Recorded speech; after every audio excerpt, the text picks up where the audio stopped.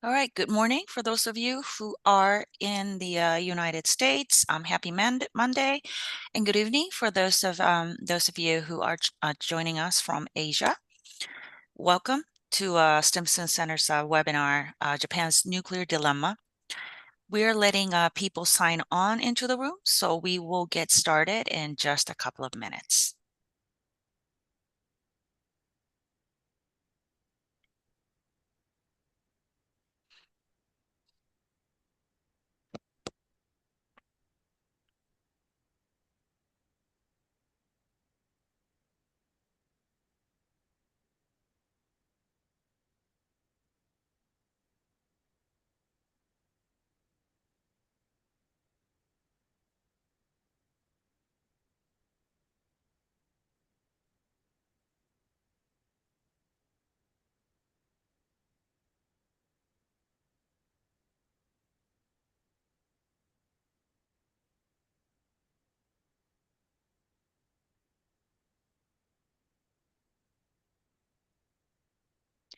Okay, I think people are still trickling in, but we only have an hour with us, so I'll get started. Happy Monday, everyone! Again, welcome to Stimson's webinar called Japanese Nuclear Dilemma. This is the one of the 4 webinar series that Stimson Center Japan program is hosting in collaboration with the Embassy of Japan in Washington, D.C. My name is Yuki Tatsumi. I'm Director of Japan program at Stimson, and I am delighted to welcome my old friend and a great colleague, Dr. Nobu Akiyama, to share his thought with us this morning. He is very much a known entity if you are in the if you are in the area of like studying a nuclear deterrence and nuclear disarmament. But for those of you who only this is the first time that see him, he is the Dean of the School of International Public Policy and Professor of Graduate School of Law at the Hitotsubashi University in Tokyo, Japan.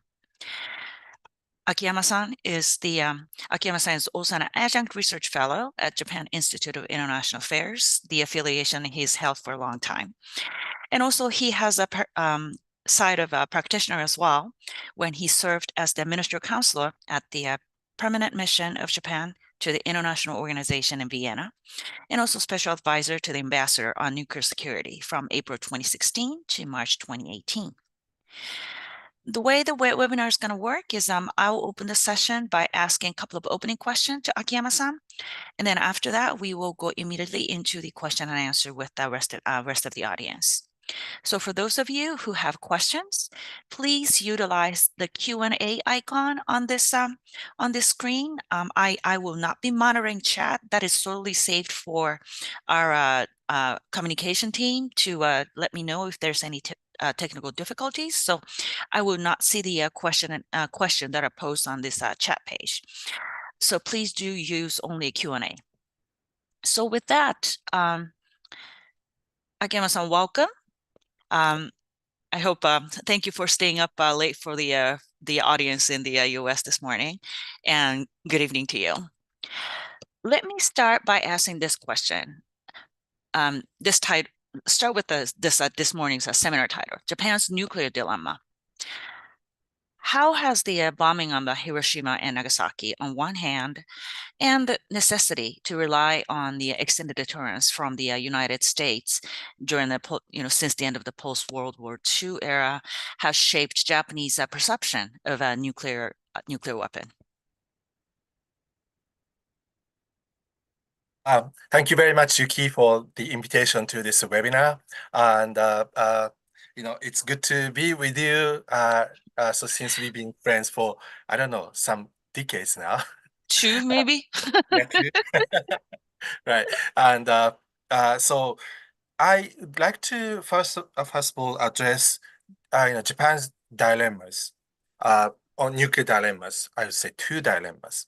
One is Japan has been seen or identify itself as a kind of a good students of nuclear non-proliferation treaty. That means Japan perfectly complies with the IAEA Safeguards Agreement, and of course advocating the NPT values and so forth.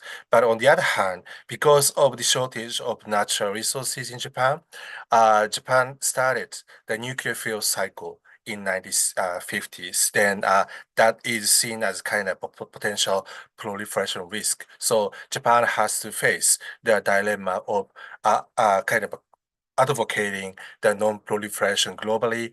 At the same time, Japan itself poses potential threats of proliferation. That's one dilemma. The another one is that with the legacy of Hiroshima and Nagasaki, Japan also identifies the nuclear disarmament or pursuit of total elimination of nuclear weapon as a national manifesto. But in the meantime, because of the serious security environment in Japan, surrounding Japan, Japanese security has to rely on the extended nuclear deterrence provided by the United States. So some criticize that the pursuit of a world without a nuclear weapon is in contradiction to its security policy to rely on the nuclear elements of the alliance. So, Japan has kind of two dilemmas regarding nuclear weapons. And I probably would like to focus mostly on the second dilemma, that is the dilemma between the nuclear disarmament and uh, the reliance on extended nuclear deterrence. Um, in fact, Mr. Kishida, who is originally from Hiroshima, has been advocating the agenda of a nuclear disarmament. So he actually attended the NPT review conference in 2022 as the first Japanese prime minister and delivered a speech. Also, he launched a couple of initiatives, including the funding for the inviting youth, funding to the United Nations and inviting youth to Hiroshima.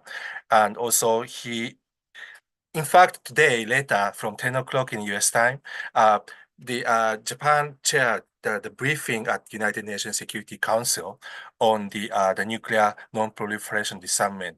I understand this is a kind of for the first time for the Security Council to have a briefing session focusing on nuclear disarmament.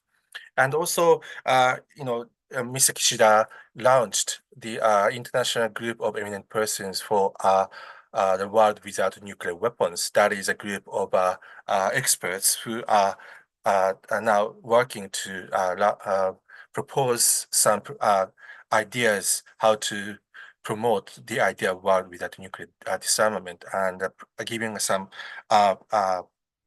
advice or proposals to the Mr. Kishida on Japan's policy and what the world should do. So Kishida himself has a clear vision of advocating a nuclear disarmament. But obviously, given the reality in the security environment in East Asia, where China and North Korea are rapidly developing its nuclear arsenal, and also, East Asia nations have been pretty much affected by the developments of in Ukraine.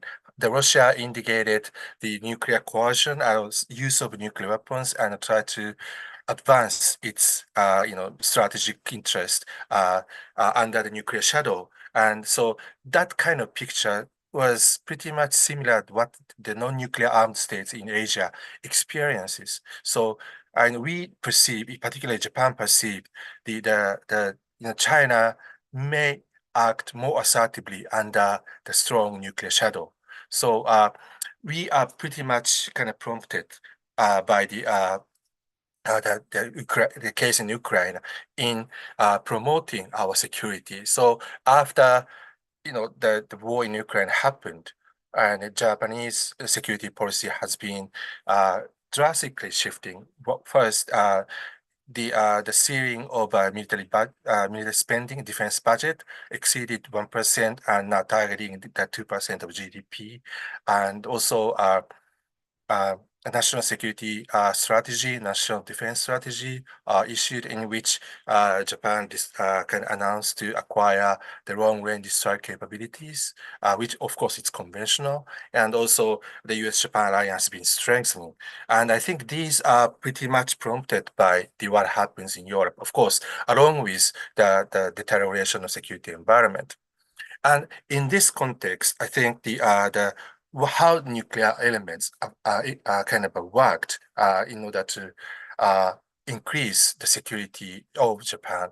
I think it is important for Japan to reiterate the role of extended nuclear deterrence in countering the growing nuclear threats posed by China and North Korea. But at the same time, it is also important to think about how the entanglement or kind of cross-domain entanglement from nuclear, conventional, and also emerging like a cyber and space domains.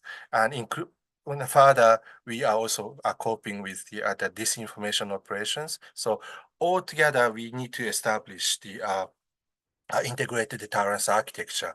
And it is important for us to think about how the nuclear elements play the important role to sort of eliminate the risk as coming from the sort of kind of nuclear shadow posed by China. So I think that's a situation, and some people may call it as a dilemma, advocating a nuclear disarmament, and but at the same time, strengthening the deterrence. So that's kind of what it is now. Thank you, Akiyama-san. Very complicated. At least I got that. So my next question, let me focus a little bit on the nuclear disarmament side. If you can share with us some dominant political opinions in Japan on the treaty on the prohibition of nuclear weapons that has been discussed for some time. Sure. Then can I share the screen? Absolutely. Yeah.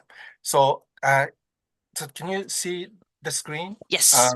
So actually, Perfect. last year I conducted an online survey, and that showed very interesting kind of ambivalence of the Japanese public toward the nuclear weapons. Mm, So I asked whether the people prefer disarmament or deterrence, and then or how much to what extent they support disarmament and deterrence.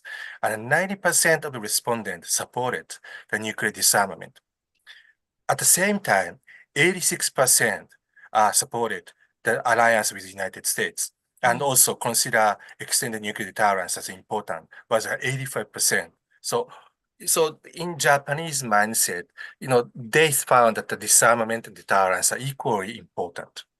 mm, Then, but with regard to the question of what Japan should do to achieve the world without nuclear weapons, the sort of the top, first sort of the kind of top response was the sharing the experiences of Hiroshima and Nagasaki.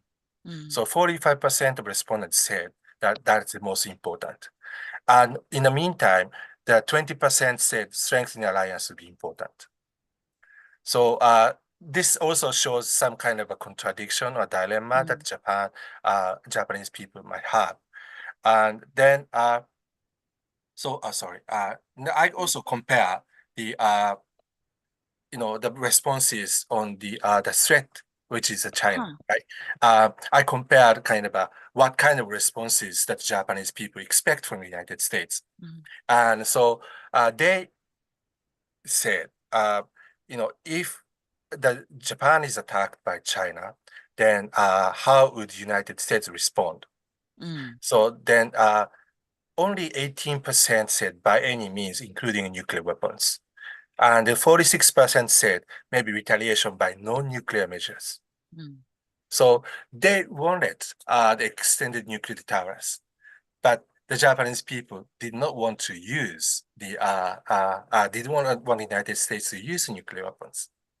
So with this, I asked also how much Japanese people believe that the TPNW ban treaty is important. mm, Then they said sorry, Japan's priority in the context of Japan's priority, 21% said TPNW is a priority, Mm, while 38% said alliance.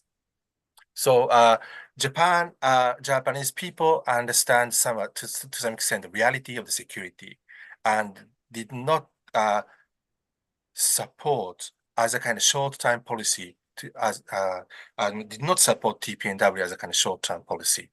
But eventually, I think many people believe that Japan should pursue the world without nuclear weapons and eventually join the TPNW.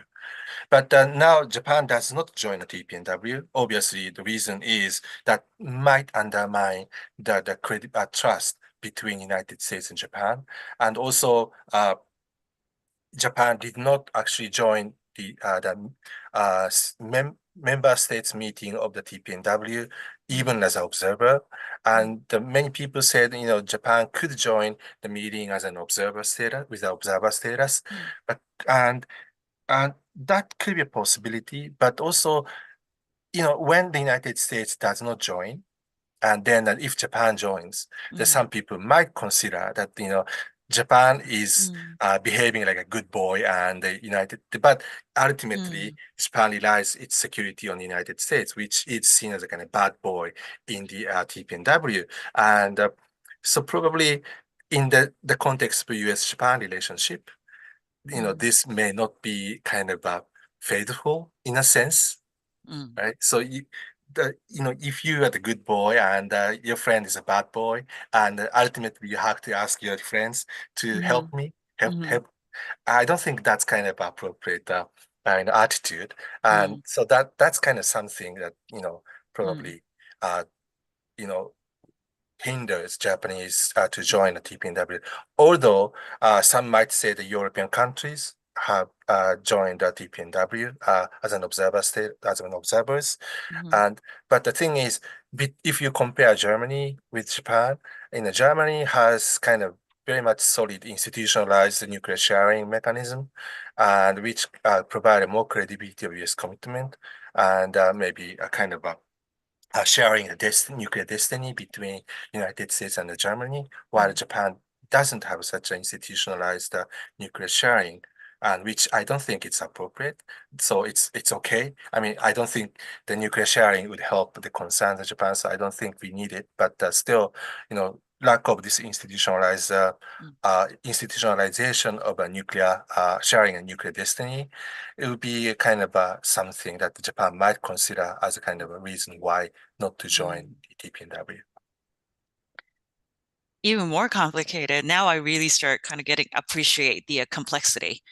And now with the other, cross-domain threats coming in, it makes it even more complicated, and it doesn't really help Japan. Um, so I guess this will be my last question as an openers.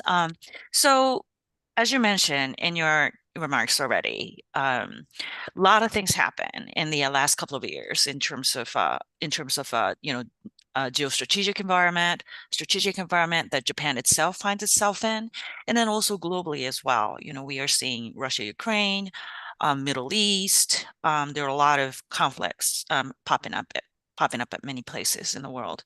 So, what are some of these geopolitical factors that we all should be aware of for this coming year that may influence either Japan's stance on nonproliferation or that could have a big impact on the domestic debate on Japan's nuclear future?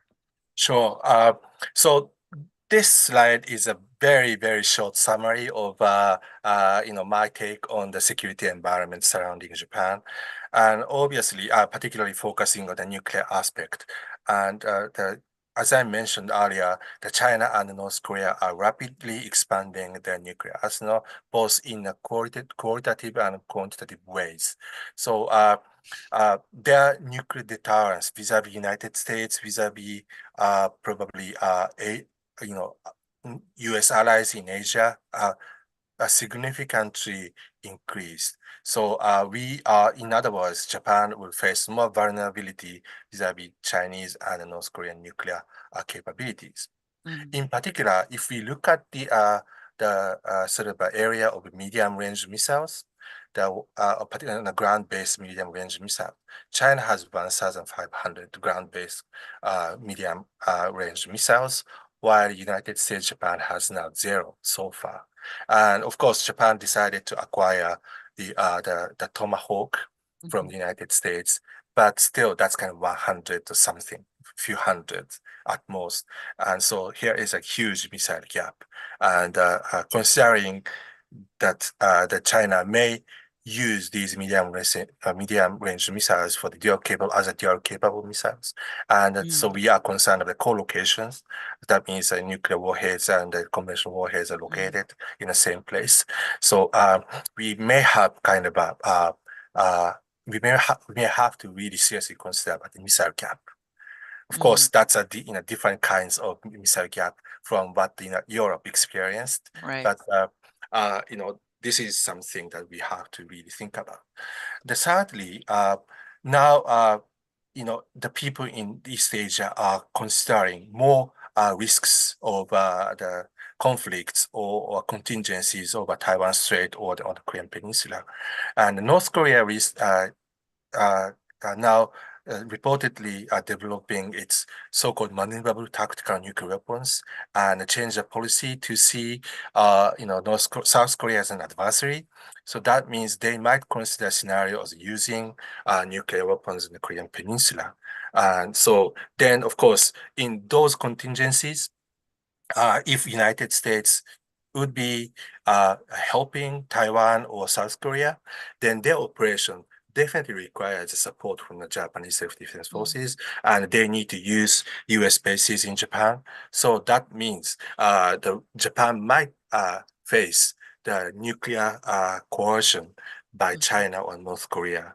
And of course, that's what we have to think about in to sort of uh, whether we are more kind of determined to help the Taiwanese and the Americans to uh, uh, kind of counter the Chinese assertiveness, and also the U.S. and the South Korean operation on in the case of a Korean Peninsula contingency. mhm, So it is probably useful for us to think about how the conventional nuclear kind of entanglement and how we are going to, what kind of role Japan can play in these contingencies. Of course, in these contingencies, the use of nuclear weapons against, for example, Taiwan, against South Korea are not likely scenarios.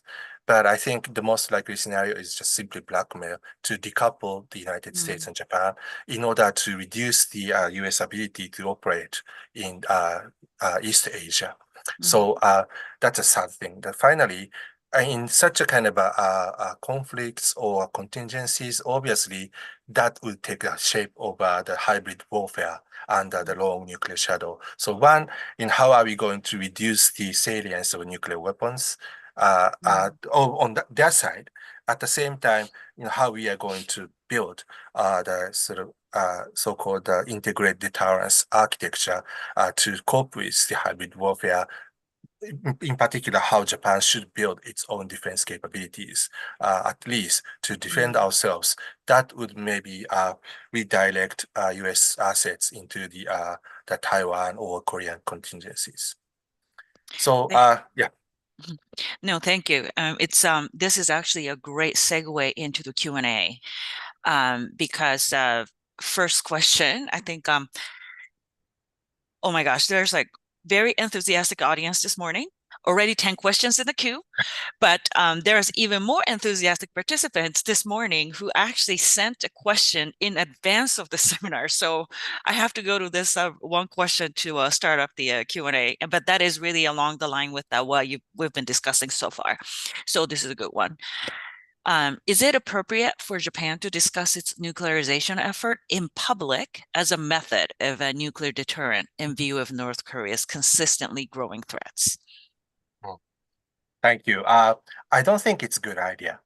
One, North Korea and China are probably smart enough to distinguish the public debate and the real policy intentions. And if Japan publicly debate on the sort of nuclear options, its own capabilities, or even the nuclear sharing. And if that result in some kind of mess, that at least might show some weakness on the side of Japan. I think the credibility of a nuclear deterrence or extended nuclear deterrence is mostly based upon the political assertiveness. So how, the policymakers are determined and, or at least seemingly determined to operate the nuclear weapons if necessary.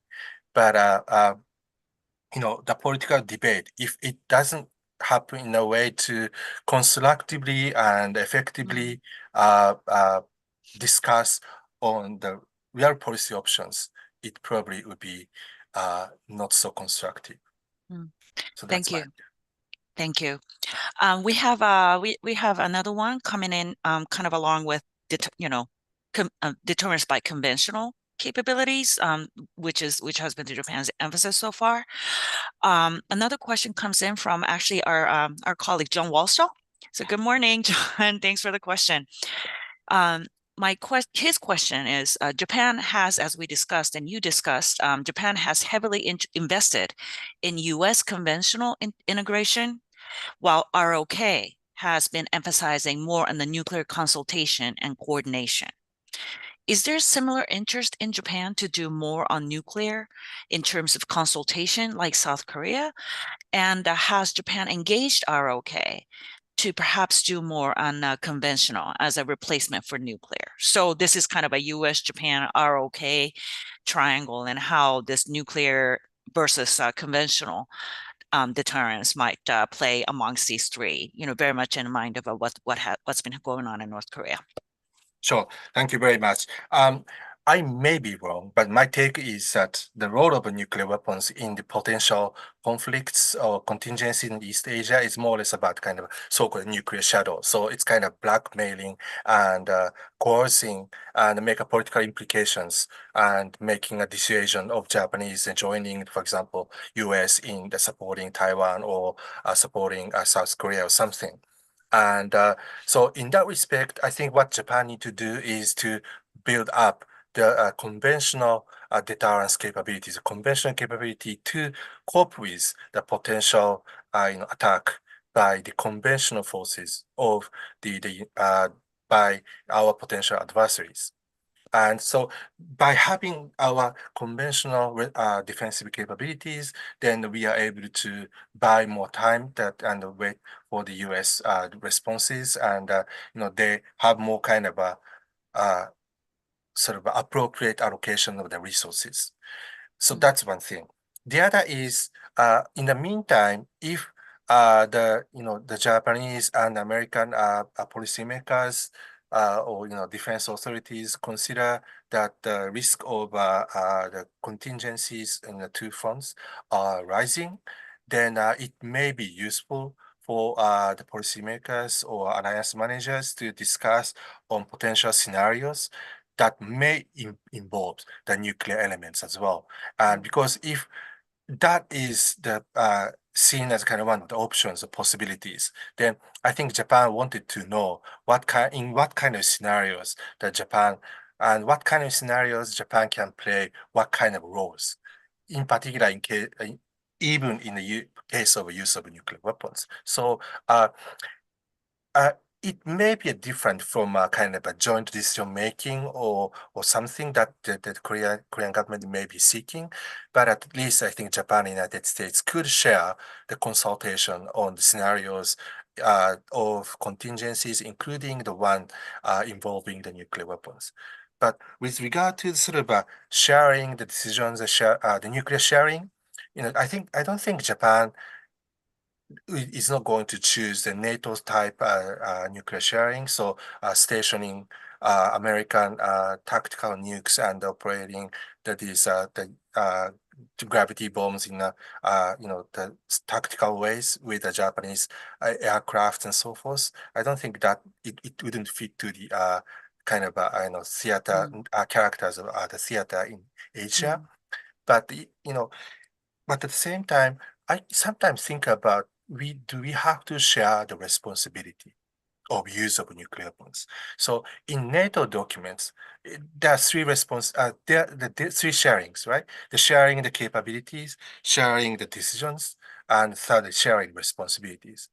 But if Japan expects the United States to use nuclear weapons in defense of Japan or as a kind of deterrence, then I think it may be important for us also to think about how Japan would share Mm, the responsibilities and how we are mm, going to share the managing the consequences as well. So with including that part, I think Japan and United States need more kind of consultations on the mm. nuclear issues.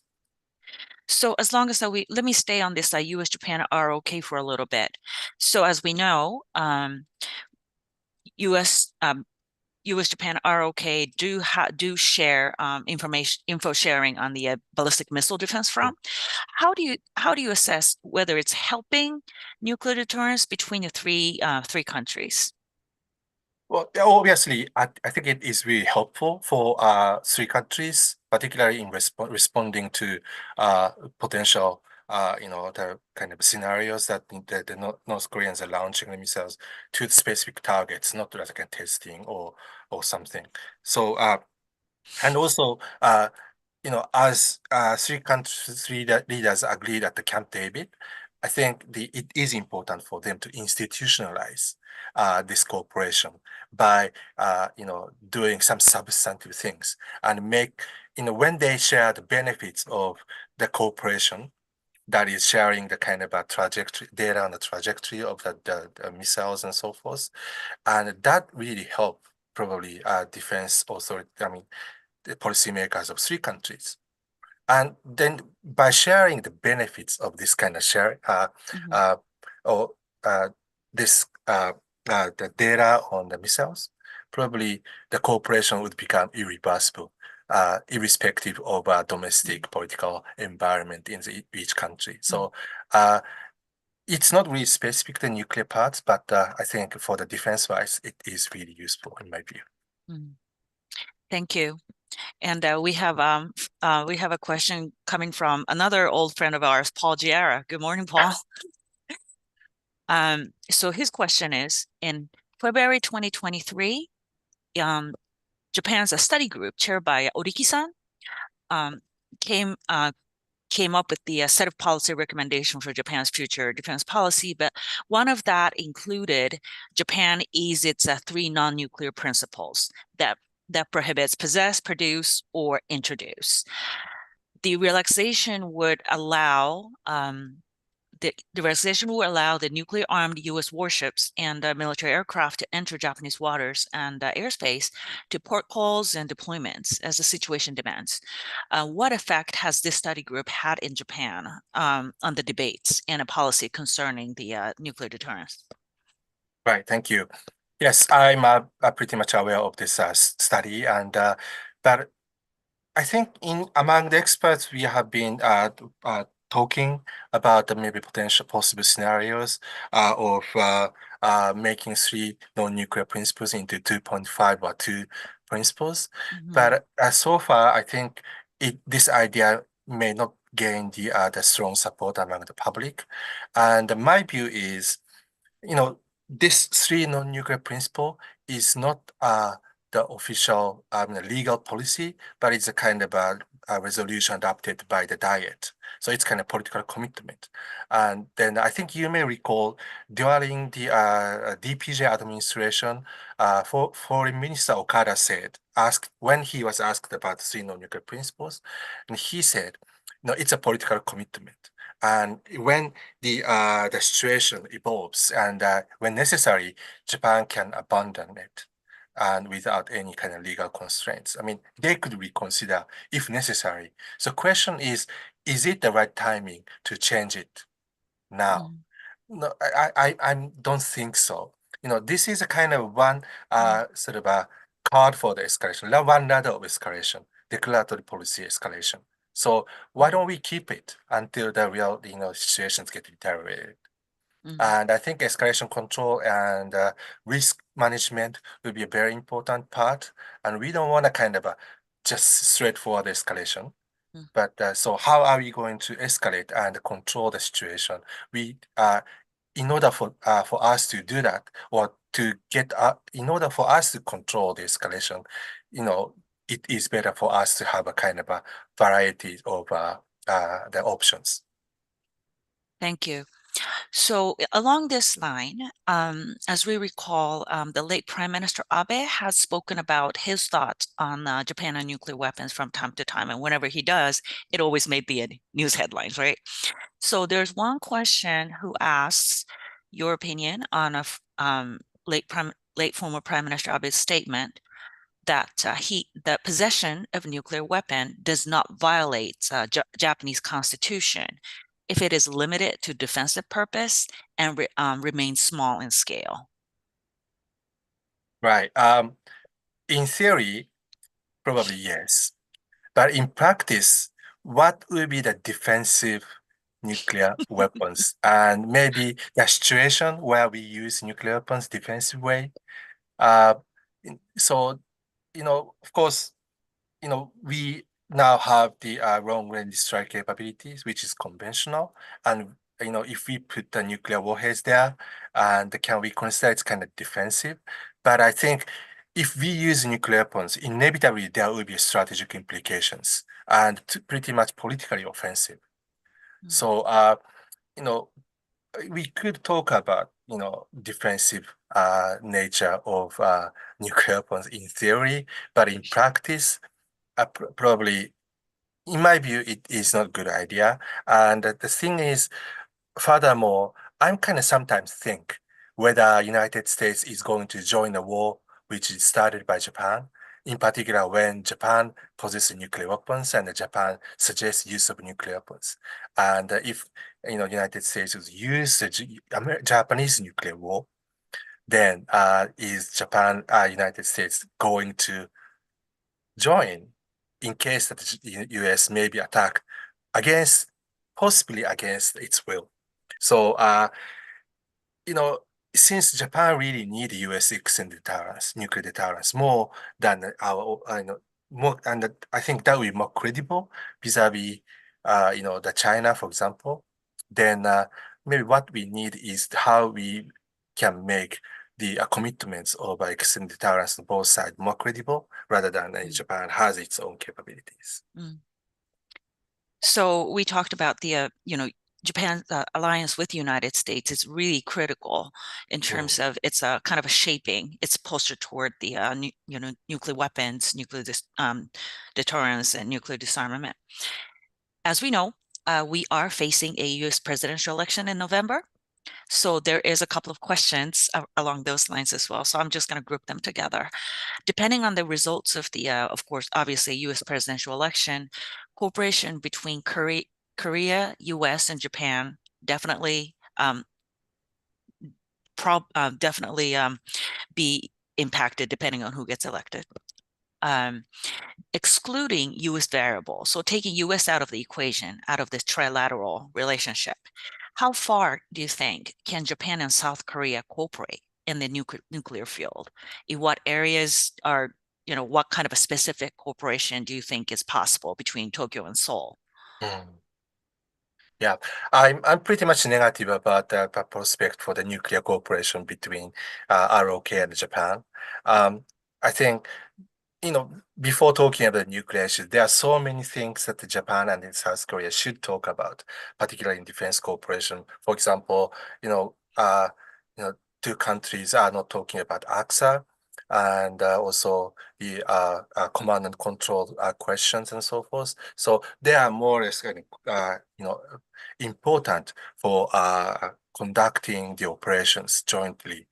And so without that, the talking about nuclear issues doesn't make sense at all. Mm, So I then also I think, I don't know, maybe both public are rather reluctant to see both side, the other side having nuclear weapons and nuclear capabilities. So Japan doesn't want to see South Korea with the nukes, and South Koreans, I think, do not like Japan possessing nuclear weapons. So, but the question, if they have the nukes altogether, probably that mm, also is not a good scenario for both sides.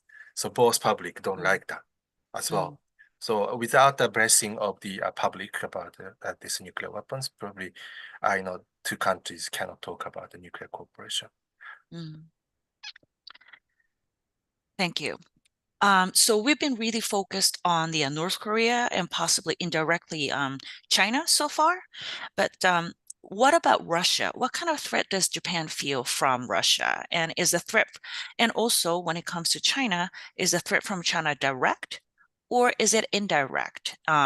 Basically, in relations with what's going on in Korean Peninsula or across the Taiwan Strait and the U.S. role in those situations. Right, thank you. I think uh, Russia, despite of its capabilities, probably many in Japan do not consider that Russia would pose direct nuclear threats against Japan. Mm, And in Far East Russia, Russia doesn't have a really strong geostrategic stake.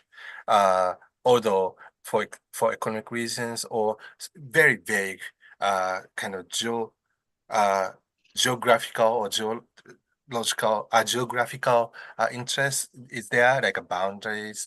I mean, the both islands issues and so forth. But that would not really prompt Russians to use or suggest to use nuclear weapons. But for us, obviously, the question is how Russia would play a role to change the geostrategic environment in East Asia by supporting or cooperating with North Korea or China. And recently, of course, we are seeing reports that North Koreans are shipping the artilleries or to the Russians. But at the same time, we are witnessing the great percentage of success of uh, North Korea missile launch. mm, And I don't think the North Korea alone can really achieve such a kind of a high level of technological competency. mhm, And also, some people suspect that there may be also nuclear cooperation, and Russia might provide technologies and maybe potentially nuclear materials for the further, nuclear fissile material production activities in North Korea. And of course, with regard to the cooperation between China and Russia, the Russia probably provided the technologies for the fast breeder reactors, which will be one is in operation and will be second one will be in operation this year or next year. And by operation of two fast breeder reactors, the China is going to further expand the capability to produce fissile materials for the weapons. And so, that kind of cooperations, not really direct operations, mhm, are serious concerns. Of course, we are aware that China and Russia are jointly conducting military exercises and also flying over the Japanese archipelago and the Sea of Japan and joint patrolling. These are concerns and demonstrations. But substantively, I think these are the mm, Russian help in building the nuclear and other military capabilities in two countries are serious concerns, I think. mm. Thank you. Let me go a little bit for a moment back to the U.S. presidential election and its potential impacts. It's really not direct, but do you think the outcome of the this November's election will impact the domestic debate within Japan on the reliability of U.S. extended deterrence? Um, Yes, of course, depending on who wins, but to some extent, I think inevitably Japan need to really think about the level of commitment. And if a more transactional person is elected, then of course the sustainability of the commitment will be in question. But uh, then the question is, does it really lead into the consideration of Japan's own nuclear capabilities or independent nuclear deterrence? Probably, given the cautiousness among the public in Japan, probably it's not likely scenario. So Mm, then the question is, how are we going to ensure the credible commitment by the United States on the extended deterrence, including nuclear elements? And so I think then U.S.-Japan diplomat and Japanese diplomats and the defense policymakers need extra hustle to convince, Mm. their counterparts in the United States and make sure that their uh, counterparts remain effective in communicating with the leader who could be transactional. So Mm. I think it's more about politics than Mm. the capabilities. Mm. Makes sense. Um, so this is a question, as you know, as you probably noticed, but Japan is hosting the UN Security Council session today on nuclear disarmament and non-proliferation. Actually, looks like they might start it at 10 o'clock, so in about Mhm. 15 minutes. Yeah. Um, so can we expect any positive developments arising from this Security Council session, do you think? Well, I think the disarmament is anyway kind of step by step the things. So there will be no kind of drastic breakthrough from this meeting. And we should be reminded this in a briefing session. Three briefers are chosen. One is the Mr. Guterres, and the second one is uh, the head of a CTBTO, Mhm. and third is a researcher, Goha. She's from BCDNP in Vienna.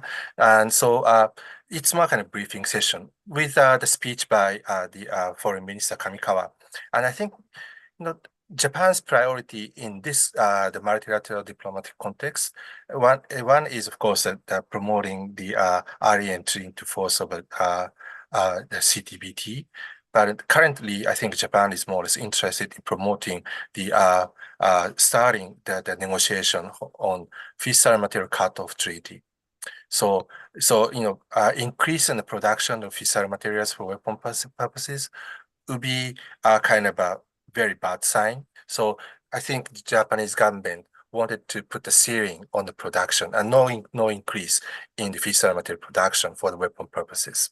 Mm. So that is an idea I think that our government now would like to kind of pursue. Mhm. And so otherwise, I mean, of course, these are the kind of old agenda in the disarmament discussions. But of course, at the same time, reviving these old agenda will be important. And while we have to be uh, dealing with the threats which are rising, but this are not the threat parts or the strategic part. That's not in the agenda of UN Mm. Security Council meeting today. Mm. Thank you. So, um, as you were saying in your opening remarks, Japan's posture vis-a-vis TPNW is a little bit complicated with its consideration with the alliance relationship with the U.S. And other factors as well. But how far is Prime Minister Kishida prepared to go with the TPNW? Do you think Japan may, under Mr. Kishida, consider more actively about becoming an observer um, during this Mm. for a TPNW? Well, I think Mr. Kishida understands the importance of keeping the alliance in a good shape, and that is a priority. And if he thinks that the Japanese action toward the TPNW may undermine the kind of trustworthy relationship between United States and Japan, he wouldn't Mhm. choose it. But if he's got some kind of information or assurance that Japan's observer status on TPNW would not undermine the relationship or credibility of existing deterrence, then he would definitely would like to consider. Probably he once thought about the Japan's observer status when the TPNW was entering into force or there was adopted. But and after a careful examination, he understood that probably that may undermine the credibility of the alliance. Mm. So I think it's kind of very big dilemma. But at the same time, as I mentioned earlier, if you compare Germany, Netherlands, and other European NATO allies. I think the the level of consolidation, institutionalization of extended nuclear deterrence is different. So I think Japan may need a little bit of special attention to the maintenance of this credibility politically. Mm. And I think it's politically sensitive, probably.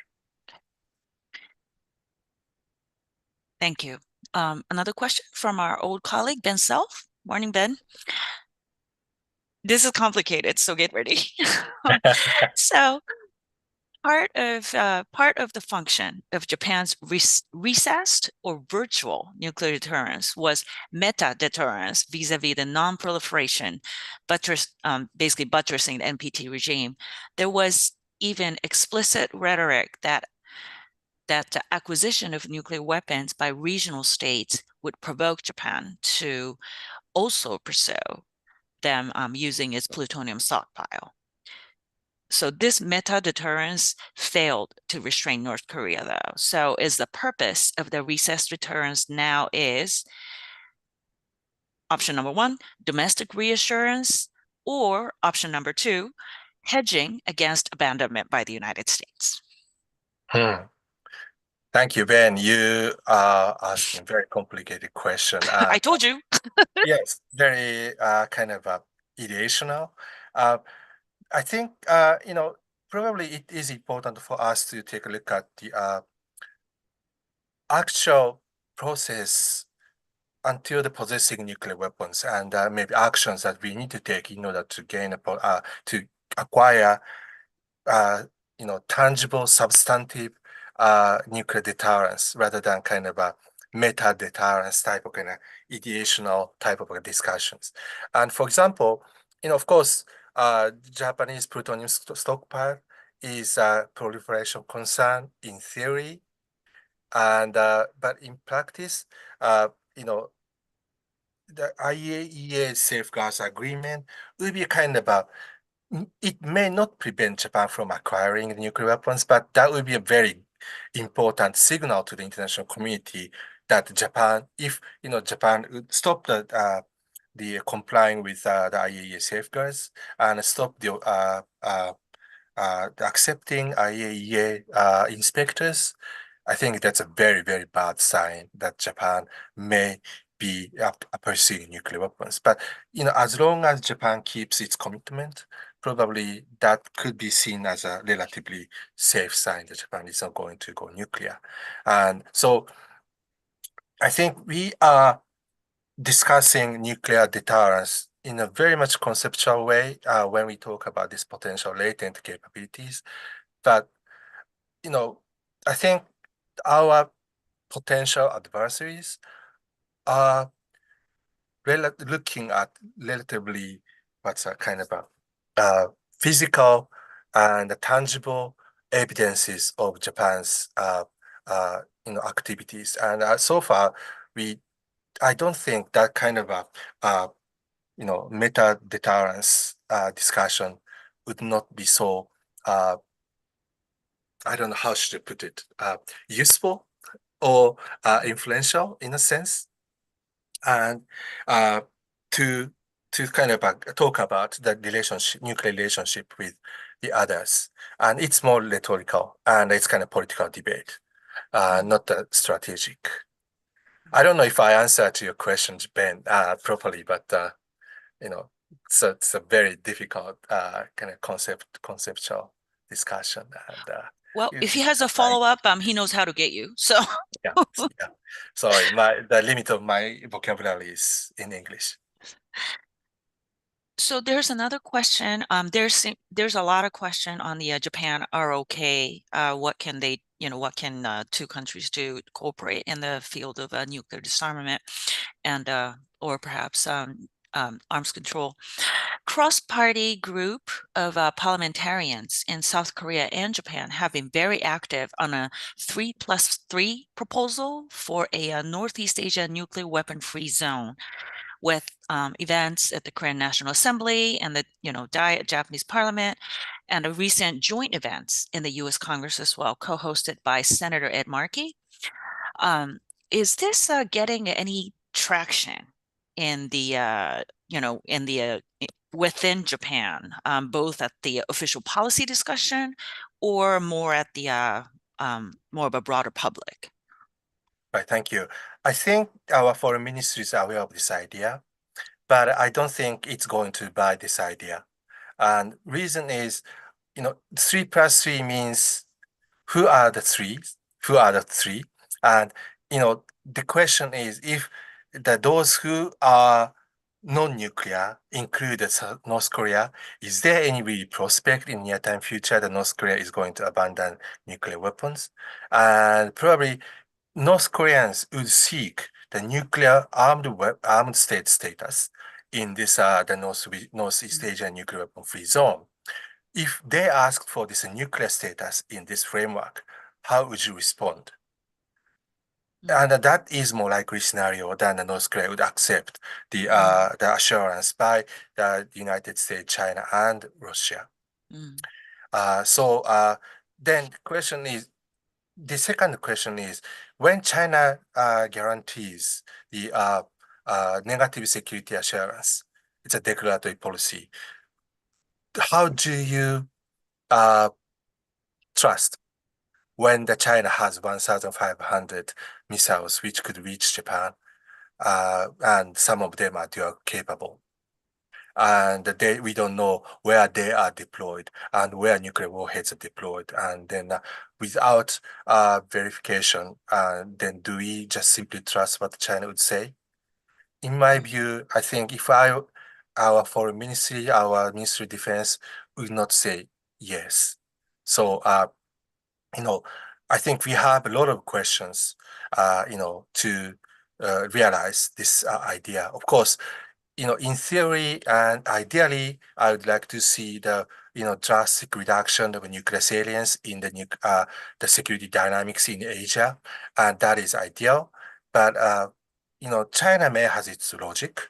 For example, even if China agreed on the nuclear weapon free zone, then what about how China would cope with the Indian nuclear capabilities? So, how we are going to address the cross-regional linkages.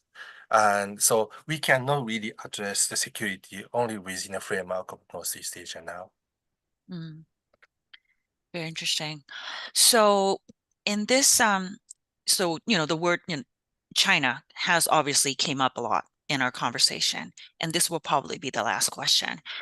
Do you think China is may be ready to use nuclear weapons to solve its geopolitical problem, or even indirectly by what Russia tried and at the onset of its conflict with Ukraine, basically kind of nuclear weapon rate, saber rattling, because anything that happens either across the Taiwan Strait quickly gets effects, starts impacting Japan's own territory, including Senkaku Islands and Mm. Southwestern Islands.